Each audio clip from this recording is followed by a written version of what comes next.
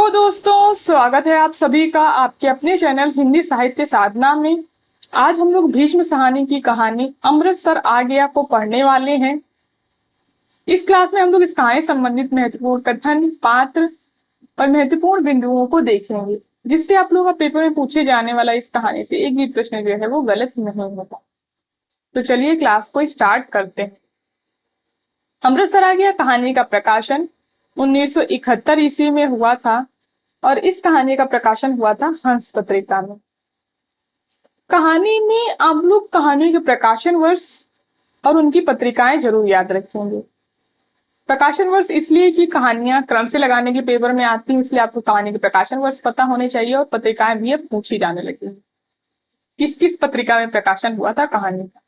उसके अलावा अमृतसर आ गया जो कहानी है ये भीष्म साहनी के पटरियां कहानी संग्रह में संकलित है। जिस प्रकार से हम लोगों ने भीष्म साहनी की एक कहानी पढ़ी थी चीफ की दावत, वो उनके पहला पाठ कहानी संग्रह में संकलित है। उसी तरीके से अमृतसर आ गया जो कहानी है ये पटरियां कहानी संग्रह में संकलित है और इसका प्रकाशन हुआ था 1973 में इस कहानी संग्रह का। तो इस चीज को भी आप लोग याद रखेंगे। उसके अलावा ये जो कहानी है ये मैं शैली में लिखित कहानी है।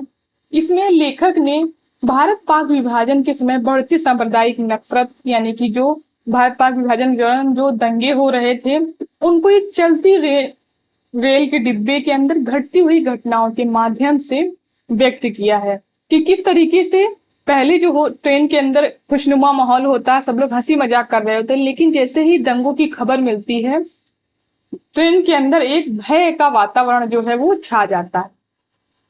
तो इस तरीके से इस कहानी में लेखक ने चित्रण किया है भयानक दंगों का। अब इससे आप लोग ट्रेन से ये पटरियां कहानी संग्रह याद रख सकते हैं कि अमृतसर आ गया जो कहानी है उसमें सांप्रदायिक दंगों का जो चित्रण किया है लेखक ने वो ट्रेन के अंदर की घटनाओं के माध्यम से किया है।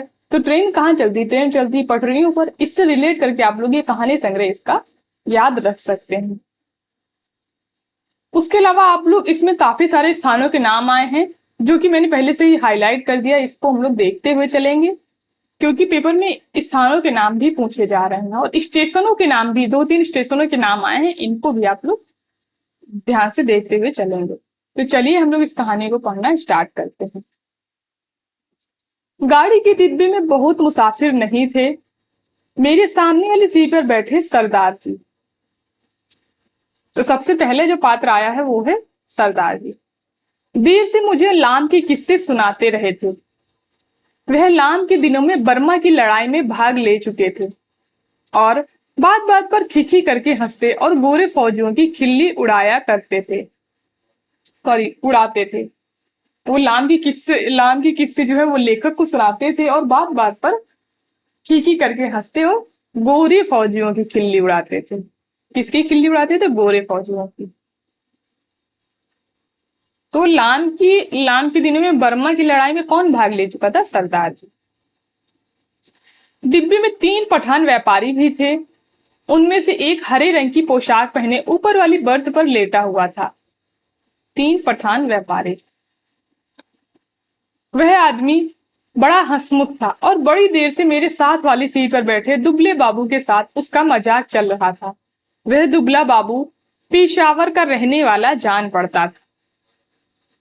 और फिर अगला पात्र आया है दुबला बाबू, जो कहाँ का रहने वाला जान पड़ता था? पेशावर का रहने वाला जान पड़ता था, क्योंकि किसी किसी वक्त वे आपस में पश्तो में बात करने लगते थे। पश्तो एक भाषा है जो शायद पेशावर की है, उसी में वो दोनों जो है पठान और दुबला बाबू बात करने लगते थे। मेरे सामने दाई कोने में एक बुढ़िया मुंह से ढापे बैठी थी। फिर एक बात आई है बुढ़िया, और देर से माला जप रही थी। यही कुछ लोग रहे होंगे, संभव है 2-1 और मुसाफिर रहे हों, पर वे स्पष्टता मुझे याद नहीं। तो सरदार जी, 3 पठान, लेखक, दुबला बाबू और एक बुढ़िया, इतने पात्र अब तक आ चुके हैं। गाड़ी धीमी रफ्तार से चली जा रही थी और गाड़ी में बैठे मुसाफिर बतिया रहे थे और बाहर गेहूं की खेतों में हल्की हल्की लहरियां उठ रही थी और मन में और मैं मन ही मन बड़ा खुश था, क्योंकि मैं दिल्ली में होने वाला स्वतंत्रता समारोह देखने जा रहा था। अब जो लेखक है वो ट्रेन में क्यों थे, ट्रेन में क्यों सफर कर रहे थे? क्योंकि वो दिल्ली में होने वाला स्वतंत्रता समारोह देखने जा रहे थे। तो पेशावर के बाद किस स्थान का नाम आया है? दिल्ली का। उन दिनों के बारे में सोचता हूं तो लगता है हम किसी छुटपुटे में जी रहे हैं। शायद समय बीत जाने पर अतीत का सारा व्यापार ही छुटपुटे में बीता जान पड़ता है। जो जो भविष्य के पट खुलते जाते हैं, या छुटपुटा और भी गहराता चला जाता है। तो ये देखकर के आपसे पूछा जा सकता है कि किस कहानी से संबंधित है ये कथन। फिर आगे है, उन दिनों पाकिस्तानों के बनाए जाने का ऐलान किया गया था। यानी पाकिस्तान जो है, भारत पाकिस्तान का बंटवारा हो रहा था, पाकिस्तान को अलग किया जा रहा था। और लोग तरह तरह के अनुमान लगाने लगे थे कि भविष्य में जीवन की रूपरेखा कैसी होगी, यानी किस तरीके जीवन होगा आगे का। पर किसी की भी कल्पना बहुत दूर तक नहीं जा पाती थी, क्योंकि ज्यादा लोगों को कुछ भी पता नहीं था उस चीज के बारे में। इसलिए लोग ज्यादा दूर तक नहीं सोच पा रहे थे कि क्या कैसे आगे का जीवन होगा।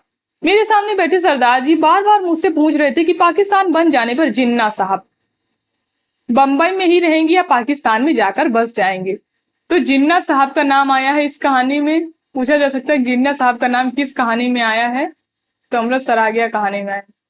उसके अलावा दिल्ली के बाद स्थान आया है बंबई। और मेरा हर बार यही जवाब रहता था कि बंबई क्यों छोड़ेंगे, पाकिस्तान आते जाते रहेंगे, बंबई छोड़ देने में क्या तुक है। लाहौर, गुरदासपुर के बारे में अनुमान लगाए जा रहे थे कि कौन सा शहर किस ओर जाएगा, यानी कि भारत में रहेगा या पाकिस्तान में चला जाएगा। मिल बैठने के ढंग में, गपशप में, हंसी मजाक में कोई विशेष अंतर नहीं आया था। यानी ट्रेन के अंदर जो माहौल था वो खुशनुमा माहौल था। कुछ लोग अपने घर छोड़कर जा रहे थे, जबकि अन्य लोग उनका मजाक उड़ा रहे थे। कोई नहीं जानता था कि कौन सा कदम ठीक होगा और कौन सा गलत। फिर ये वाला कथन इंपॉर्टेंट है। एक और पाकिस्तान बन जाने का जोश था, तो दूसरी ओर हिंदुस्तान के आजाद हो जाने का जोश। जगह जगह दंगे भी हो रहे थे और यौम आजादी की तैयारियां भी चल रही थी। इस पृष्ठभूमि में लगता देश आजाद हो जाने पर दंगे अपने आप बंद हो जाएंगे। यानी वो देख करके ऐसा लग रहा था कि देश जब आजाद हो जाएगा तो ये दंगे जो है आपसे आप बंद हो जाएंगे, क्योंकि इसीलिए तो दंगे हो रहे हैं। वातावरण में इस छुटपुट आजादी की सुनहरी धूल धूल सी उड़ रही थी, और साथ ही साथ अनिश्चय भी डोल रहा था। और इस अनिश्चय की स्थिति में किसी किसी वक्त भावी रिश्तों की रूपरेखा झलक दे जाती थी। शायद जेहलम का स्टेशन पीछे छूट चुका था। तो सबसे पहला स्टेशन कौन सा आया? जेहलम का स्टेशन। जब ऊपर वाली बर्थ पर बैठे पठान ने पोटली खोल ली और उसमें से उबला हुआ मांस और नान रोटी, उसकी पोटली में क्या था? उबला मांस और नान रोटी थी, कि टुकड़े निकाल निकाल कर अपने साथियों को देने लगा। फिर वह हंसी मजाक के बीच मेरी बगल में बैठे बाबू की ओर भी नान का टुकड़ा और मांस की बोटी बढ़ाकर खाने का आग्रह करने लगा। यानी वो उससे भी खाने के लिए कहने लगा। काले बाबू ताकत आएगी, अम जैसा हो जाएगा, बीवी तेरे साथ खुश रहेगी। काले दाल को तू दाल खाता है इसलिए दुबला है। कह रहा है कि तुम भी खा लो, तुम दाल खाते हो इसलिए तुम दुबले हो। तो ये कथन है पठान का। डिब्बे में लोग हंसने लगे थे। बाबू ने पश्तो में कुछ जवाब दिया और फिर मुस्कुराता सिर हिलाता रहा। इस पर दूसरे पठान ने कहा, ओ जालिम, हमारे साथ नहीं लेता तो ये तो अपने हाथ से उठा लो, खुदा कसम बकरे का गोश्त है और किसी चीज का नहीं। ऊपर बैठा पठान चहक कर बोला, ओ खंजीर के, तुम इधर, तुम्हें कौन देखता है? हम तेरी बीवी को नहीं बोलेगा। ओ तू हमारे साथ बोटी तोड़, हम तेरे साथ दाल पिएगा। तो इन्होंने दुबले बाबू को ओ जालिम और ओ खंजीर के, ये दो शब्दों का प्रयोग जो है, संबोधनों का प्रयोग किया है। इस पर कहा उठा, पर दुबला बाबू हंसता रहा, सिर हिलाता रहा और कभी कभी दो शब्द पश्तो में कह देता, ओ कितना बुरा बात है, हम खाता है और तू हमारा मुंह देखता है। सभी पठान मगन थे। यह इसलिए नहीं लेता कि तुम्हारे हाथ नहीं धोए, स्थूलकाय सरदार जी बोले, और बोलते ही खिखी खिखी करके अधलेटी मुद्रा में बैठे सरदार जी, सॉरी, स्थूलकाय सरदार जी बोले और खिखी करके हंसने लगे। अथलेटी मुद्रा में बैठे सरदार जी की आधी तोंद सीट के नीचे लटक रही थी। ये कथन सरदार जी का है। तुम अभी सोकर उठे हो और उठते ही पोटली खोलकर खाने लगे हो, इसलिए बाबूजी तुम्हारे हाथ से नहीं लेते, और कोई बात नहीं। और सरदार जी ने मेरी ओर देखकर आंख मारी और खिखी खिखी करने लगे, यानी हंसने लगे। मांस नहीं खाता ये बाबू, तो जाओ जनाना डब्बे में बैठो, इधर क्या करता है, फिर कहा उठा। नहीं, सब लोग फिर से हंसने लगे। डब्बे में और भी अनेक मुसाफिर थे, लेकिन पुराने मुसाफिर यही थे जो बात कर रहे थे, जो सफर शुरू होने में गाड़ी में बैठे थे। बाकी मुसाफिर उतरते चढ़ते रहे थे। पुराने मुसाफिर होने के नाते उनमें से एक तरह की बेतकल्लुफी थी आ गई थी। ओ इधर आकर बैठो, तुम हमारे साथ बैठो, ओ जालिम, किस्सा कहानी की बातें करेंगे। तभी किसी स्टेशन में गाड़ी रुकी और नए मुसाफिरों का रेला अंदर आ गया। बहुत से मुसाफिर एक साथ अंदर घुसते चले आए। कौन सा स्टेशन है, किसी ने पूछा। वजीराबाद। शायद, मैंने बाहर की ओर देखकर कहा। जेहलम का स्टेशन, वजीराबाद का स्टेशन। गाड़ी वहां थोड़ी देर के लिए खड़ी रही, पर पीछे छूटने से पहले एक छोटी सी घटना घटी। एक आदमी साथ वाले डिब्बे में से पानी लेने उतरा और नल पर जाकर पानी लोटे में भर रहा था। तभी वह भागकर अपने डिब्बे की ओर लौट आया। छलछलाते लोटे में से पानी गिर रहा था, लेकिन जिस ढंग से वह भागा था उसी से बहुत कुछ बता दिया था। नल पर खड़े और भी लोग, 3-4 आदमी रहे होंगे, इधर उधर अपने अपने डिब्बे की ओर भाग गए थे। इस तरह घबराकर भागते लोगों को मैं देख चुका था। देखते ही देखते प्लेटफॉर्म खाली हो गया, मगर डिब्बे के अंदर अभी भी हंसी मजाक चल रहा था, यानी कि वहां पर जरूर दंगा हो रहा होगा। तभी वो आदमी अपना लोटे को भरे हुए ही लेकर चलाया उसे, यानी उसने वहां पर पानी नहीं पिया, वो वैसे ही लोटा लेकर चलाया, क्योंकि बाहर दंगे का माहौल था। और ये चीज उसके भागते हुए, पानी को लेकर भागते हुए आने से प्रतीत हो रही थी। कहीं कोई गड़बड़ है, मेरे पास बैठे दुबले बाबू ने कहा। कहीं कुछ था, लेकिन क्या था कोई भी स्पष्ट नहीं जानता था। मैं अनेक दंगे देख चुका था, इसलिए वातावरण में होने वाली छोटी सी तब्दीली को भी भांप गया था। भागते व्यक्ति, फटाक से बंद होते दरवाजे, घरों की छतों पर खड़े लोग, चुप्पी और सन्नाटा, सभी दंगों के चिन्ह थे। तभी पिछले दरवाजे की ओर से, जो प्लेटफॉर्म की ओर ना खुलकर दूसरी ओर खुलता था, हल्का सा शोर हुआ। कोई मुसाफिर अंदर घुसना चाह रहा था। आ रहा है, नहीं है जगह, बोल दिया। जगह नहीं है, किसी ने कहा। यानी जो मुसाफिर घुस रहा था उसको लोग, ट्रेन के अंदर वाले लोग घुसने नहीं दे रहे थे, कह रहे यहाँ जगह नहीं है। बंद करो जी दरवाजा, यूं ही मुंह उठाए घुसे आते हैं, आवाजें आ रही थी। जितनी देर कोई मुसाफिर डिब्बे के बाहर खड़ा अंदर आने की चेष्टा करता रहे, अंदर बैठे मुसाफिर उसका विरोध करते रहते, पर एक बार जैसे तैसे वो अंदर आ जाए तो विरोध खत्म हो जाता और वह मुसाफिर जल्दी ही डिब्बे की दुनिया का वासी बन जाता है और अगले स्टेशन पर वही सबसे पहले बाहर खड़े मुसाफिर पर चिल्लाने लगता है, नहीं है जगह, अगले डिब्बे में जाओ, घुसे आते हैं। ये इंपॉर्टेंट कथन है। और दुलाई वाली कहानी से आप लोग थोड़ा कंफ्यूज हो सकते हैं इस कथन से, क्योंकि इसमें भी ट्रेन का जिक्र जो है वो किया गया है, ट्रेन यात्रा का जिक्र किया गया है। दरवाजे पर शोर बढ़ता जा रहा था। तभी मैले कुचैले कपड़ों और लटकती मूछों वाला एक आदमी दरवाजे में अंदर घुसता दिखाई दिया। ये एक और पात्र आया है। चिकट मैले कपड़े, जरूर कहीं हलवाई की दुकान करता होगा, ऐसा अनुमान लगाया लेखक ने। वह लोगों की शिकायतों की आवाजों की ओर ध्यान दिए बिना, यानी वो ध्यान नहीं दे रहा, तो लोग चिल्ला रहे थे कि यहाँ दरवाजा, यहाँ जगह नहीं है, यहाँ से जाओ, लेकिन वो इन लोगों की आवाजों को बिल्कुल ध्यान दिए बिना दरवाजे की ओर घूमकर बड़ा सा काले रंग का संदूक अंदर की ओर घसीटने में लगा था। आ जाओ, तुम भी चढ़ाओ, वह अपने पीछे किसी से कहे जा रहा था। तभी दरवाजे में एक पतली सी सूखी सी औरत नजर आई, यानी उसकी पत्नी भी थी उसके साथ, और उससे पीछे 16-17 वर्ष की सांवली सी एक लड़की अंदर आ गई। यानी इसकी पत्नी और लड़की भी थी इसके साथ, और लड़की की उम्र कितनी थी, 16-17 साल की उम्र थी उसकी। तो उसकी उम्र भी आप लोग नोट कर लेंगे इस लड़की की। लोग अभी भी चिल्लाए जा रहे थे। सरदार जी को कूल्हों के बल उठकर बैठना पड़ा। बंद करो जी दरवाजा, बिना पूछे चढ़े आते हैं, अपने बाप का घर समझ रखा है, मत घुसने दो जी, क्या करते हो, धकेल दो पीछे। और भी लोग चिल्ला रहे थे। ये कथन जो है ये आ चुका है, क्रम से लगाने के लिए आया था कहानी। वह आदमी अपना सामान अंदर घसीटे जा रहा था और उसकी पत्नी और बेटी संडास के दरवाजे से लगकर खड़े थे। और कोई डिब्बा नहीं मिला, औरत जात को भी यहाँ उठा लाया है, लोग बोल रहे थे।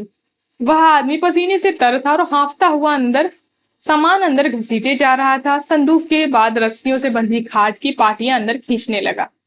टिकट है जी मेरे पास, मैं बेटिकट नहीं हूँ। इस पर डिब्बे में बैठे बहुत से लोग चुप हो गए, पर बर्थ पर बैठा पठान उचक कर बोला, निकल जाओ इधर से, नहीं देखता, इधर जगह नहीं है।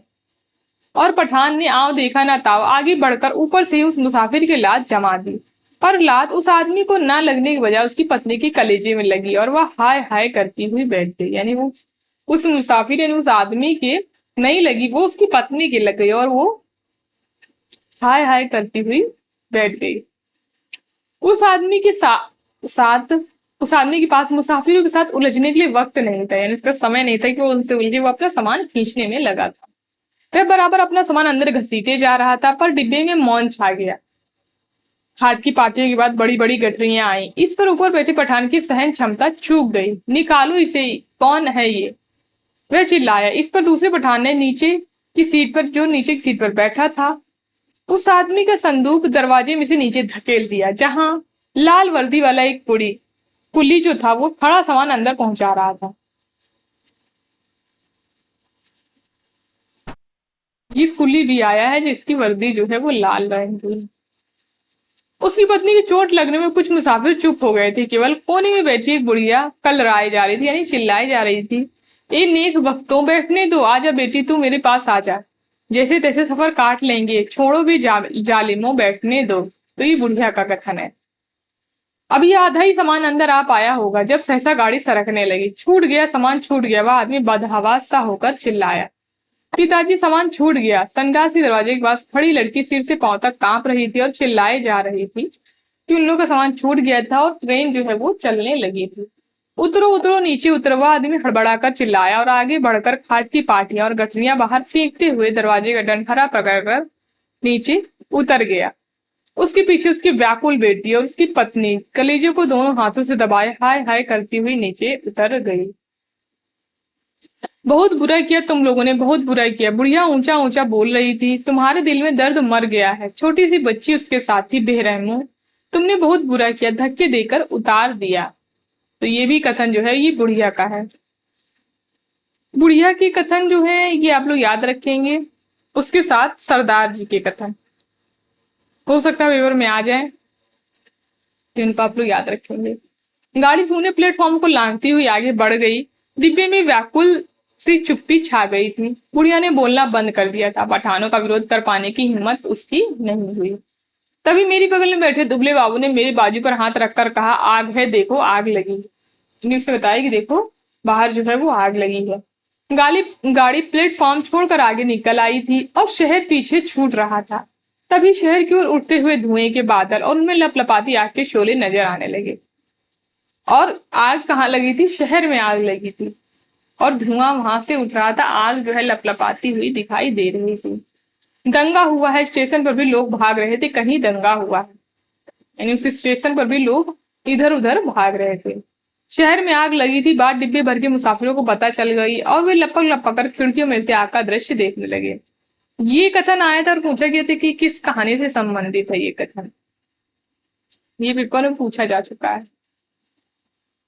जब गाड़ी शहर छोड़कर आगे बढ़ गई तो डिब्बे में सन्नाटा छा गया। मैंने घूमकर डिब्बे के अंदर देखा, दुबले बाबू का चेहरा पीला पड़ गया था, यानी वो भय से कांप रहा था वो, और माथे पर पसीने की परत किसी मूर्ति की माथे की तरह चमक रही थी। मुझे लगा जैसे अपनी जगह पर बैठे बैठे सभी मुसाफिरों ने अपने आसपास के लोगों का जायजा ले लिया और सरदार जी उठकर मेरी सीट पर आ बैठे थे। नीचे वाली सीट पर बैठा पठान उठा और अपने दोनों साथी पठानों के ऊपर वाली बर्थ पर चढ़ गया था, यानी कि जो सरदार जी थे वो लेखक के पास आके बैठ गए थे और जो पठान नीचे बैठा था वो अपने दोनों साथियों के पास ऊपर वाली बर्थ पर चढ़ गया था। यही क्रिया शायद रेलगाड़ी के अन्य डिब्बों में भी चल रही थी, यानी लोग अपने अपनी जाति वाले लोगों के पास जो है वो जा जाकर बैठ गए थे। डिब्बे में तनाव आ गया था, लोगों ने बतियाना बंद कर दिया था। तीनों तीनों के तीनों पठानों पर वाली बर्थ पर एक साथ बैठे चुपचाप नीचे की ओर देखे जा रहे थे।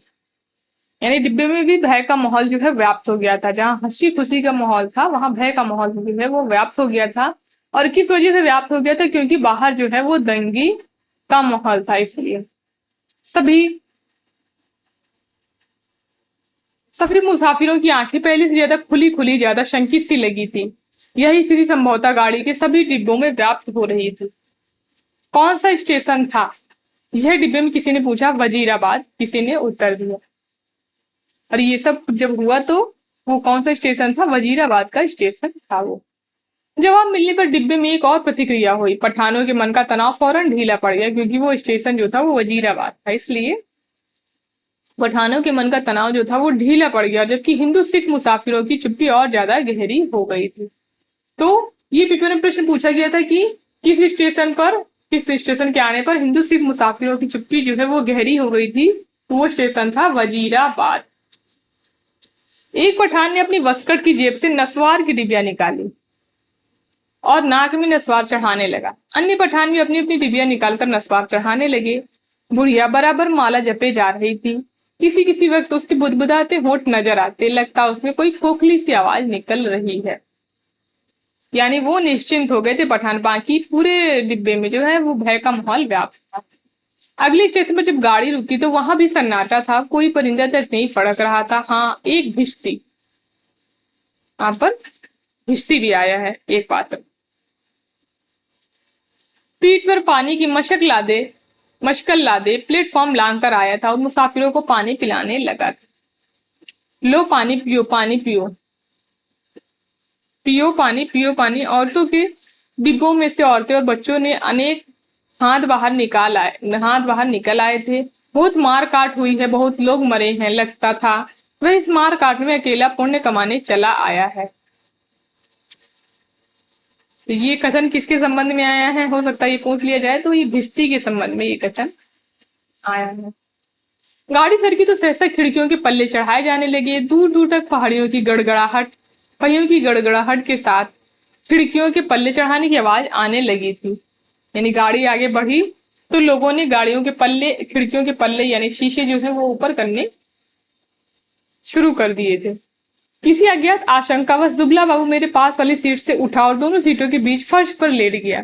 उसका चेहरा अभी मुर्दे जैसा पीला हो रहा था।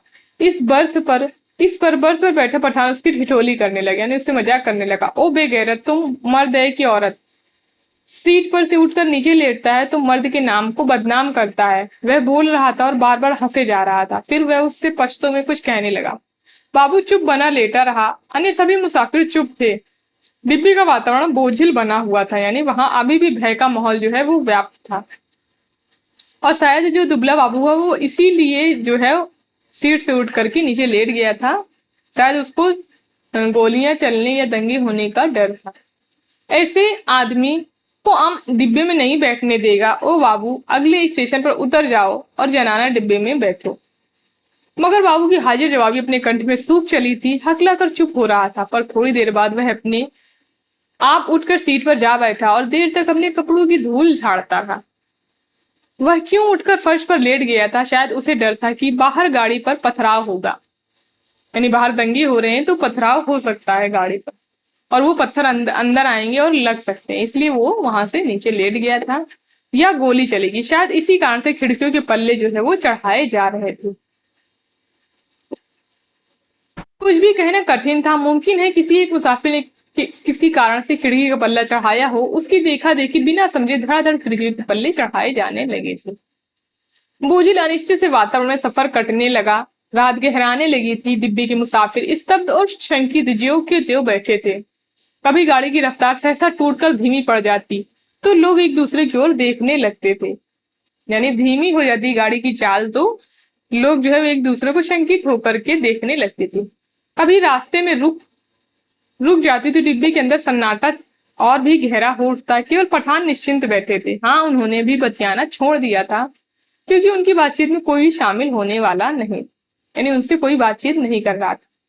धीरे धीरे पठान ऊँघने लगे, जबकि अन्य मुसाफिर फटी फटी आंखों से शून्य में देखे जा रहे थे। यानी और भी किसी को नींद नहीं आ रही थी, और जो मुसाफिर थे उसमें किसी को भी नींद नहीं आ रही थी।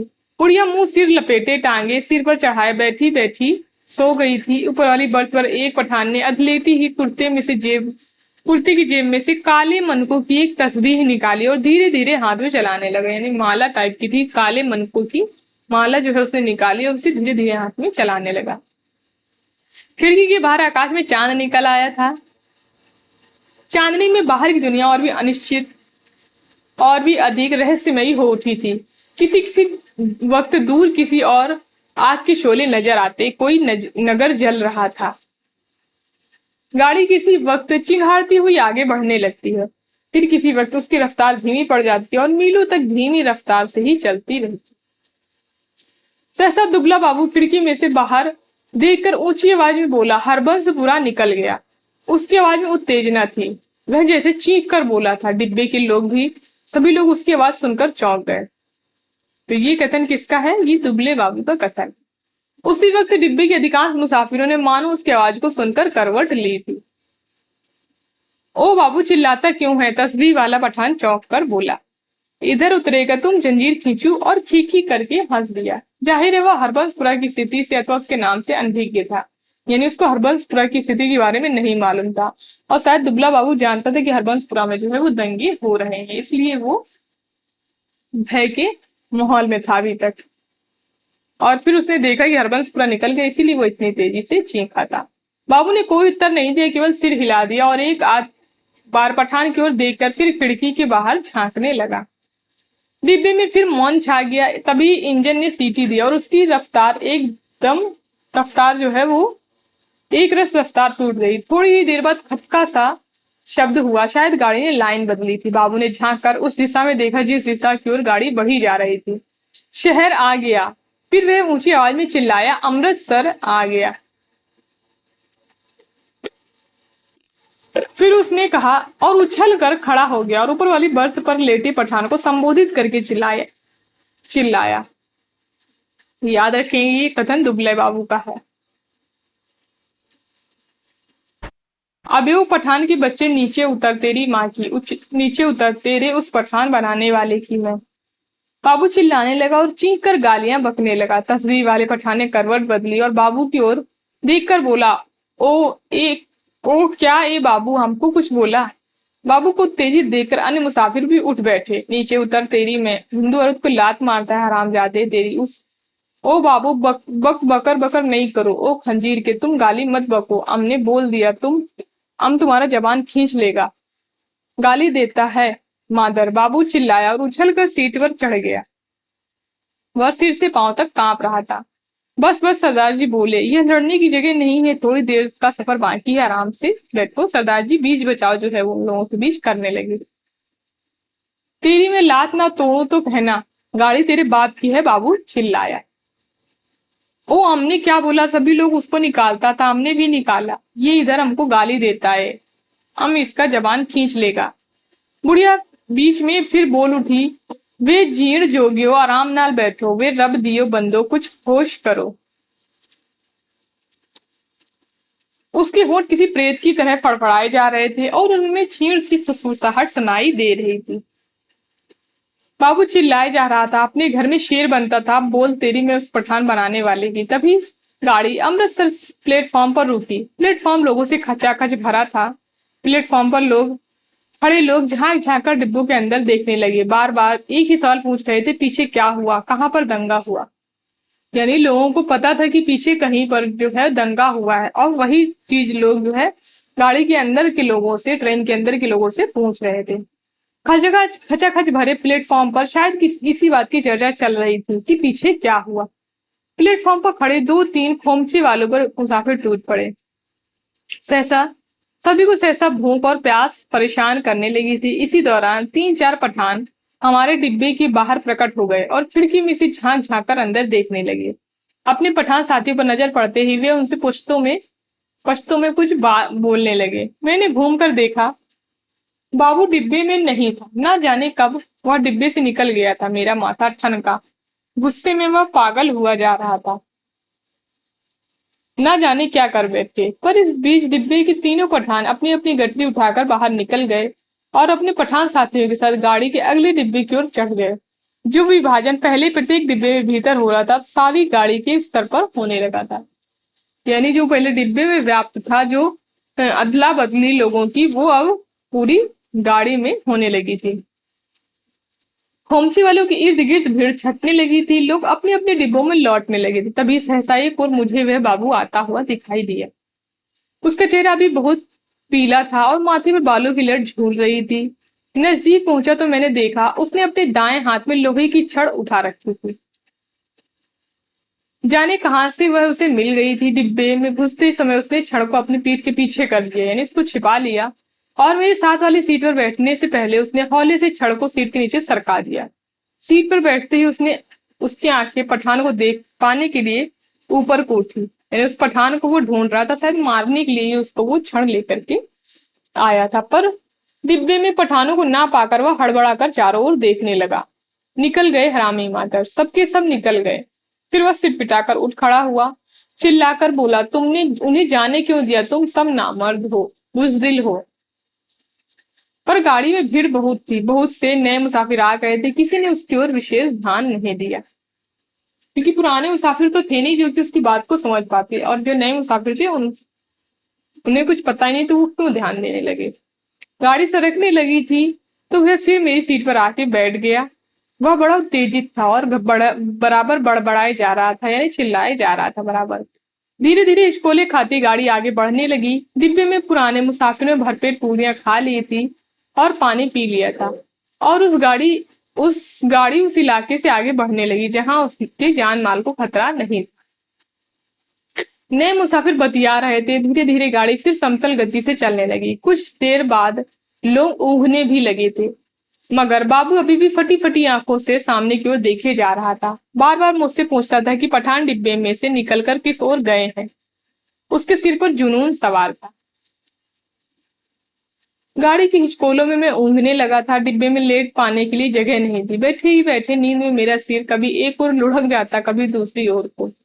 किसी किसी वक्त झटके से मेरी नींद टूटती और मुझे सामने वाली सीट पर अस्त व्यस्त से पड़े सरदार जी के खर्राटे सुनाई देने लगते। अमृतसर पहुंचने के बाद सरदार जी फिर सामने वाली सीट पर टांगी पसार कर लेट गए थे। डिब्बे में तरह तरह की आड़ी तिरछी मुद्राओं में मुसाफिर पड़े थे। उनकी विभत्स मुद्राओं को देख कर लगता था कि डिब्बा लाशों से भरा पड़ा। ये डिब्बों में जो थे मुसाफिर इधर उधर इस तरह की सो रहे थे। ऐसा लग रहा था कि डिब्बा जो है वो लाशों से भरा हुआ है।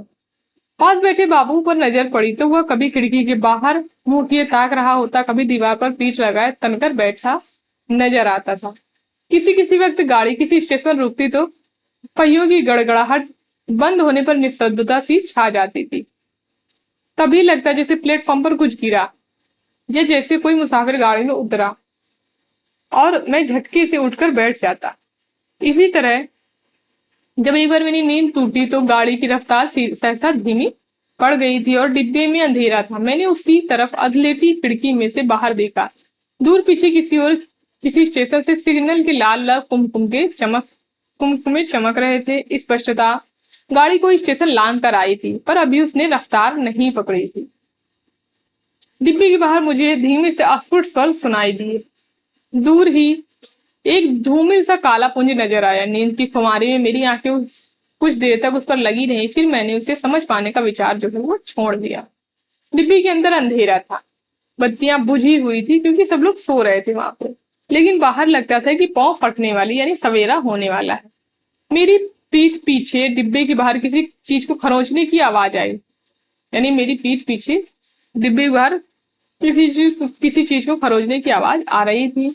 मैंने दरवाजे की ओर घूमकर देखा। डिब्बे का दरवाजा बंद था। मुझे फिर से दरवाजा खरोंचने की आवाज सुनाई दी। फिर मैंने साफ साफ सुना लाठी से कोई डिब्बे का दरवाजा पटपटा रहा था। मैंने झांक कर खिड़की के बाहर देखा। सचमुच एक आदमी डिब्बे की सीढ़ियां चढ़ रहा था। 2 सीढ़ियां जो है वो डिब्बे की चढ़ा आया था। उसने कंधे पर गठरी झूल रही थी और हाथ में एक लाठी थी, और उसने बदरंग से कपड़े पहन रखे थे। उसके दाढ़ी भी थी, यानी कोई मुस्लिम था। फिर मेरी नजर बाहर नीचे की ओर आ गई। गाड़ी के साथ एक औरत भी भागती चली आ रही थी। नंगे पांव उसने 2 गठरियां उठा रखी थी। बोझ के कारण उसे दौड़ा नहीं जा रहा था। डिब्बे के पायदान पर खड़ा आदमी बार बार उसकी ओर मुड़कर देख रहा था और हाँफता हुआ कहे जा रहा था, आजा आजा तू भी चढ़, चढ़ आ आजा। यानी उसको भी वो चढ़ाना चाहता था। दरवाजे पर फिर लाठी पटपटाने की आवाज आई, खोलो जी दरवाजा, खुदा के वास्ते दरवाजा खोलो। वह आदमी हाँफ रहा था, खुदा के लिए दरवाजा खोलो, मेरे साथ औरत जात है, गाड़ी निकल जाएगी। ये जो आदमी चढ़ा था उसका ही कथन। सहसा मैंने देखा बाबू हड़बड़ाकर उठा और खड़ा हुआ और दरवाजे के पास जाकर दरवाजे में लगी खिड़की में से मुंह बाहर निकालकर बोला, कौन है? इधर जगह नहीं है। बाहर खड़ा आदमी फिर गिड़गिड़ाने लगा, खुदा के वास्ते दरवाजा खोलो, गाड़ी निकल जाएगी।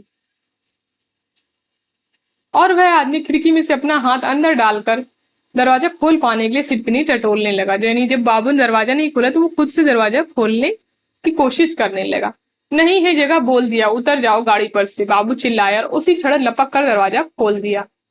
या अल्लाह, उस आदमी के अस्फुट से शब्द सुनाई दिए, दरवाजा खुलने पर जैसे उसने इत्मीनान की सांस ली हो।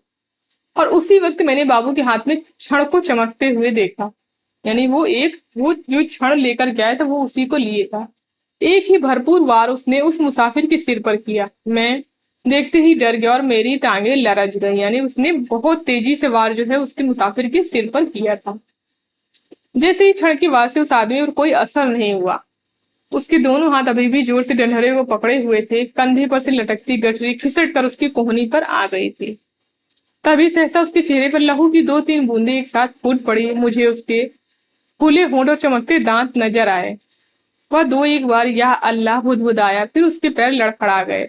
उसकी आंखों ने बाबू की ओर देखा, अधमुंदी सी आंखें जो धीरे धीरे सिकुड़ती जा रही थी। यानी वो उसके क्षण जो है वो काफी तेज उसके सर पर लगी थी, मानो उसे पहचानने की कोशिश कर रही हो कि वह कौन है और उसको क्यों मारा है, ये पहचानने की वो आदमी कोशिश कर रहा था और उससे किस अदावत का बदला ले रहा है। इस बीच अंधेरा कुछ और छन गया था। उसके होंठ फिर से फड़फड़ाए और उसमें से सफेद दांत फिर से झलक उठे। मुझे लगा जैसे वह मुस्कुराया है, पर वास्तव में केवल क्षय के कारण होठों में बल पड़ने लगे थे। नीचे पटरी के साथ साथ भागती औरत बड़बड़ाया और कोसे जा रही थी। उसे अभी भी मालूम नहीं हो पाया था कि क्या हुआ और वो सोच रहे थे कि ये हमको ऊपर नहीं चढ़ा रहा है। वो कोसे जा रही थी बराबर उस आदमी को, लेकिन उसे पता नहीं था कुछ भी। वह अभी भी शायद ये समझ रही थी कि गठरी के कारण उसका पति गाड़ी पर ठीक तरीके से चढ़ नहीं पा रहा है, कि उसका पैर जम नहीं पा रहा है। वह गाड़ी के साथ साथ भागती हुई अपने दोनों गठरियों के बावजूद अपने पति के पैर पकड़कर सीढ़ी पर टिकाने की कोशिश कर रही थी। तभी सहसा टंडहरे से उस आदमी के दोनों हाथ छूट गए और वह कटे पेड़ की भांति नीचे जा गिरा और उसके गिरते ही औरत ने भागना बंद कर दिया, मानो दोनों का सफर एक साथ ही खत्म हो गया हो। जब वो गिर गया तो उस औरत ने भी भागना बंद कर दिया।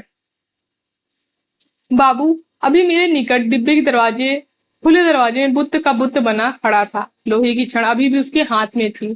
मुझे लगा जैसे वह छड़ को फेंक देना चाहता है, लेकिन उसे फेंक नहीं पा रहा। उसका हाथ जैसे उठ ही नहीं रहा था। मेरी सांस अभी भी फूली हुई थी और डिब्बे के अंधियारे कोने में मैं खिड़की के साथ सट कर बैठा उसकी ओर देखे जा रहा था। यानी उस दुबले बाबू ने उन पठानों का गुस्सा जो है उस मुस्लिम आदमी पर निकाल दिया था और अब उसे उसका पश्चाताप शायद हो रहा था। फिर वह आदमी खड़े खड़े हिला, किसी अज्ञात प्रेरणावश वे एक कदम आगे बढ़ाया और दरवाजे में से बाहर पीछे की ओर देखने लगा। गाड़ी आगे निकलती जा रही थी। दूर पटरी के किनारे अंधियारा पुंज सा नजर आ रहा था। बाबू का शरीर हरकत में आया। एक झटके में उसने क्षण को डिब्बे के बाहर फेंक दिया, फिर घूम कर डिब्बे के अंदर दाएं बाएं देखने लगा। सभी मुसाफिर सोए पड़े थे, मेरी और उसकी नजर नहीं थी। यानी कि वो इधर उधर देखना चाहता था कि उस आदमी को मारते हुए किसी ने उसको देखा तो नहीं। थोड़ी देर तक वह खड़ा डोलता रहा, फिर उसने घूमकर दरवाजा बंद कर दिया। उसने ध्यान से अपने कपड़ों की ओर देखा, अपने दोनों हाथों की ओर देखा, फिर एक एक करके अपने दोनों हाथों को नाक के पास ले जाकर उन्हें सूंघा, मानो मानो जानना चाहता हूं कि उसके हाथों से बू तो नहीं आ रही है। फिर वह दबे पांव चलता हुआ आया और मेरी बगल वाली सीट पर बैठ गया आके। धीरे धीरे छुटपुटा छड़ने लगा। दिन खुलने लगा। साफ सुथरी सी रोशनी चारों ओर फैलने लगी। किसी ने जंजीर खींचकर गाड़ी को खड़ा नहीं किया था, छड़ खाकर गिरी। उसकी देह मीलों पीछे छूट चुकी थी। सामने गेहूं की खेतों में फिर से हरी हरी लहरियां उठने लगी थी। सरदार जी बदन खुजलाते हुए उठ बैठे। मेरी बगल में बैठा बाबू दोनों हाथ सिर के पीछे रख के सामने की ओर देखे जा रहा था। रात भर में उसकी दाढ़ी पर छोटे छोटे बाल उगाए थे। अपने सामने बैठा देख सरदार उसके साथ बतियाने लगा। और ये सरदार जी का कथन है। बड़े जीवट वाले हो बाबू, दुबले पतले हो पर बड़े गुर्दे वाले हो। बड़ी हिम्मत दिखाई दिखाई है तुमसे डर कर ही वे पठान डिब्बे में निकल गए। यहाँ बने रहते तो एक न एक की खोपड़ी तुम जरूर दुरुस्त कर देते। ये कथन दुबले बाबू का है। और सरदार जी हंसने लगे। ये कह के वो हंसने लगे। बाबू जवाब में मुस्कुराया, एक विभत्स सी मुस्कान, और देर तक सरदार जी के चेहरे की ओर देखता रहा। यहाँ से ये कहानी जो है वो समाप्त हो जाती है। और इस कहानी के जो इम्पोर्टेंट कथन पात्र थे और इम्पोर्टेंट बिंदु थे उनको मैंने आप लोगों को बता दिए हैं। बाकी आप लोग इस कहानी को मेरे टेलीग्राम चैनल हिंदी साहित्य साधना पर जाकर पढ़ सकते हैं। वहां पर आप लोगों को इसकी पीडीएफ जो है वो मिल जाएगी। और बाकी आप लोगों को ये क्लास कैसी लगी आप लोग कमेंट करके जरूर बताइएगा। धन्यवाद दोस्तों इस क्लास को लास्ट तक देखने के लिए। क्लास पसंद आई हो तो लाइक करिए, शेयर करिए एंड हमारे चैनल को सब्सक्राइब करिए।